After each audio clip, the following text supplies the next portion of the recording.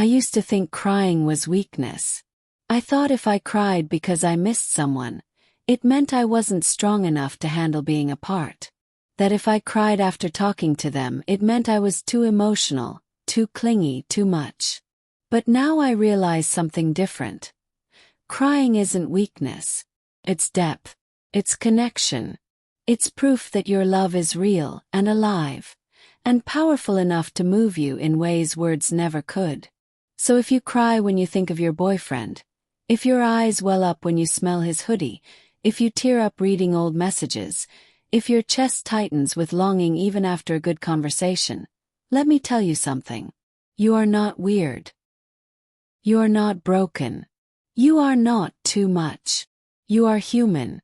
And more than that, you are deeply, profoundly, beautifully in love.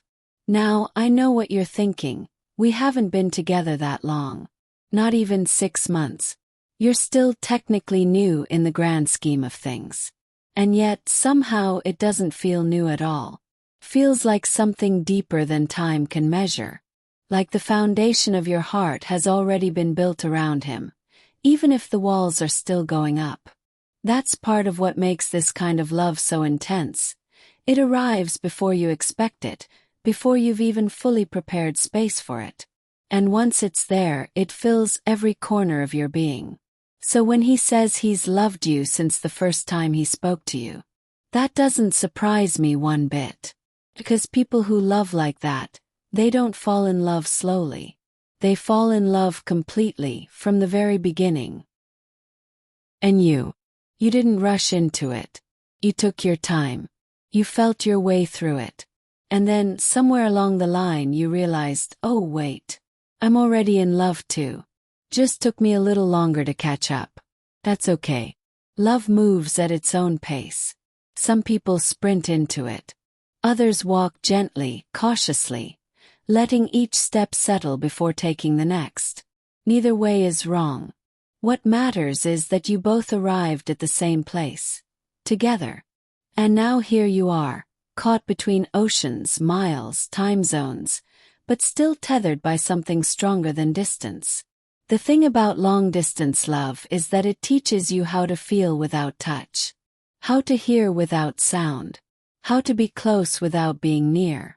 And sometimes, that closeness feels almost unbearable, especially when you want nothing more than to reach out and hug him, kiss him, hold his hand. That's when the tears come. Not because you're sad, not because you're lonely, but because you feel so much. It's overwhelming. The sheer weight of loving someone this deeply, especially from afar, can make your soul ache. And your body, being the wise thing it is, finds a way to release that ache. Through tears. When he sent you that hoodie sprayed with his cologne, that was more than a gift. That was a piece of him. A tangible reminder that even though you couldn't be together physically, he found a way to wrap himself around you, to give you comfort when you needed it most. And you responded the only way your heart knew how, by crying.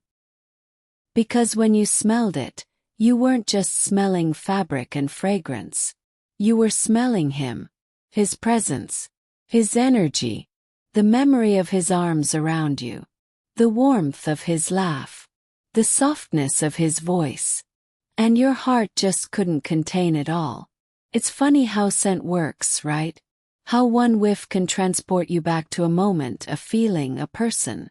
Smelling his hoodie probably feels like a hug from across the world. Like a whisper saying, I'm still here. I'm still yours. And that's why you cry. Not because you're sad, but because you're full. Full of love. Full of gratitude. Full of longing. And sometimes the only way your body can express all of that is through tears. Let me tell you something else. This kind of love, it's rare. Not because people don't fall in love often, but because people don't often fall in love this deeply this quickly. Most relationships start slow, build gradually, and take years to reach that level of intensity. But sometimes, two souls find each other and everything just clicks. There's no need for games. No need for hesitation.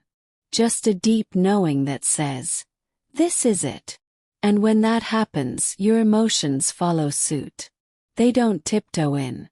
They crash like waves. So yes, you cry a lot. Yes, you reread messages.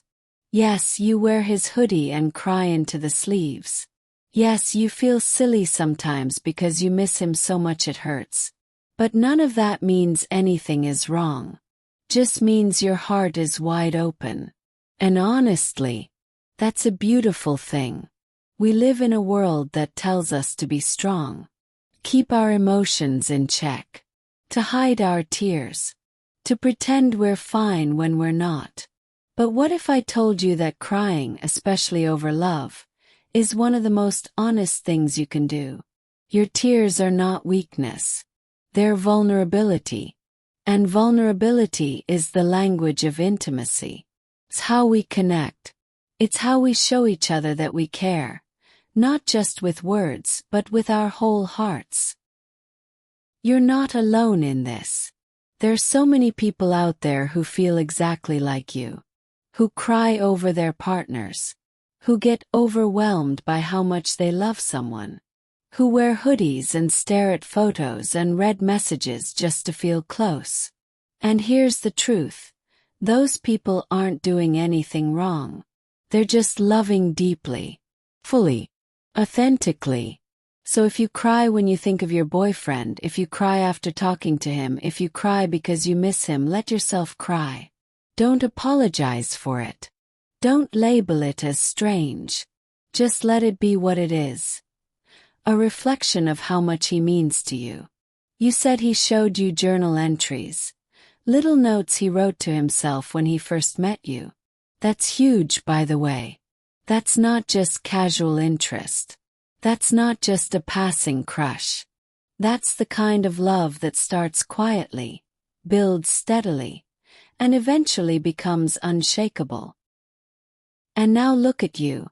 You're both standing in the same current. Swimming toward each other. Holding on even from a distance. You may not have been together for years. You may still be learning each other's quirks and rhythms. But love doesn't need time to be real. Sometimes it just needs to be true. And yours is. So let yourself feel it all.